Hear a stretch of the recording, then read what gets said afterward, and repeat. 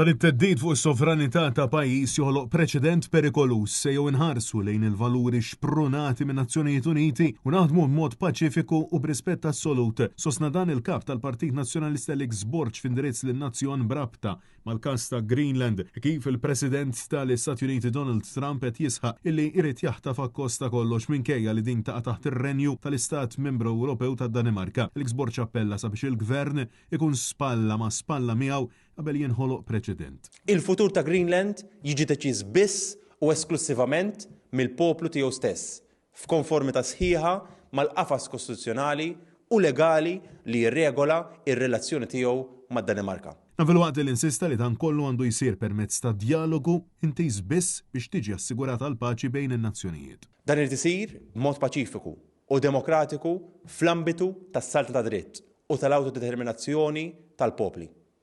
Kull pressjoni, teddid jew interferenza minn kwalunkwe pajjiż ieħor hija abbuż inaċċettabbli.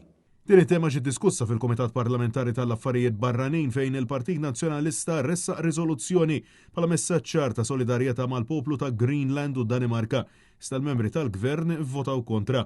F'din il-laqgħa anke d-Direttur Ġenerali fil-Ministeru tal-Affarijiet Barranin ikkonferma li l-Gvern għadu bla pożizzjoni dwar Greenland. Le, formalment ma daw ma saru waqt il-working groups li qed isiru ovvjament li għandu li jsiru prattikament kuljum fi Brussell.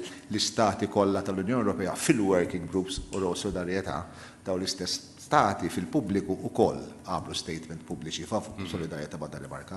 Dak ngħid sew s'issa aħna bħala pajjiż qed ma m'għamilniex. Le. Preżenti għal din il-laqgħa kien hemm id-deputati tal-Partit Nazzjonalista Beppe Finekadami, Bernard Grek, Mario De Marco u Carmif Subonnici. Intant il-kap tal-Partit Nazzjonalista Alex Borg l-erba' wara nofsinhar ħasem ukoll f'summit tal-Partit Popolari Ewropew fejn ġiet diskussa s-sitwazzjoni ta' Greenland.